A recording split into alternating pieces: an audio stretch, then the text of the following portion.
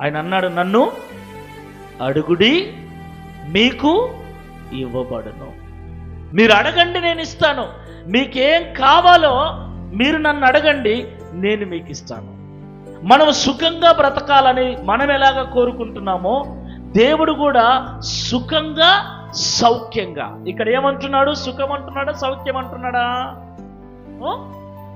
సుఖము వేరు, సౌఖ్యము వేరు. సౌఖ్యము అంటే ఏ కొరత లేకుండా ఆరోగ్యము, ఐశ్వర్యము, ఆయుష్, ఏ కొరత ఉండదు. డబ్బులల్లా ఉంటాయి, ఒంటి నిండా రోగాలే ఉంటాయి. డబ్బులేమో ఉంటుంది, పక్కన రోగాలు ఉంటాయి. ఇదంతా అట్ట వెళ్ళిపోతూ ఉంటాయి. డబ్బులు ఉంటుంది, సమాధానము నెమ్మది ఉండదు. డబ్బులు ఉంటుంది, సంపాదన ఉంటుంది, కానీ సంతోషం ఉండదు. సౌఖ్యం అంటే అది కాదు. సౌఖ్యం అంటే అన్ని సమృద్ధిగా ఉండటం. హల్లెలూయా, హల్లెలూయా. అన్ని సమృద్ధిగా కలిగి ఉండటాన్ని సౌఖ్యం అంటాడు. దేవుడు అంటున్నాడు, విశ్వాసులు సౌఖ్యంగా ఉండాలి, మీరందరూ సౌఖ్యంగా ఉండాలి. ఆమేన్. కాబట్టి వేసేయండి, దేవుడు మీకు ఇచ్చినట్లుగా వేసేసుకోండి. ఇంట్లోను దేవుడు మీకు ఇచ్చినట్లుగా మీరు కొనేసుకోండి. ఆమేన్.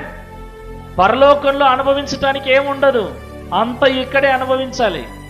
అయితే అనుభవించే క్రమంలో భోగముల కొరకు మాత్రము అనుభవించకండి, మహిమ కొరకు మాత్రము అనుభవించండి.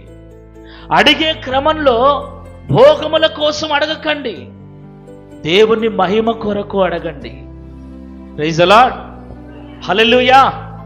అయితే దేవుడు మనల్ని అన్ని విషయాలలో సౌఖ్యంగా ఆశీర్వదించాలి అంటే మనము మొదట ఆత్మలో వర్ధిల్లాలి. ఇప్పుడు చదవండి 2వ వచనం. ప్రియుడా, నీ ఆత్మ వర్ధిల్లుచున్న ప్రకారం. చాలు. ఏమంటున్నాడు? గాయు అన్ని విషయములలో వర్ధిల్లలేకపోతున్నాడు, వర్ధిల్లటం లేదు, కానీ ఆత్మలో వర్ధిల్లాడు. ఆత్మలో వర్ధిల్లిన గాయు కొరకు సేవకుడు ప్రార్థన చేస్తున్నాడు. నువ్వు ఆత్మలో వర్ధిల్లేవు గనక అలాగనే అన్ని విషయాలలో నువ్వు వర్ధిల్లి సౌఖ్యంగా ఉండాలని నేను నీ కొరకు ప్రార్థన చేస్తున్నాను. Praise the lord.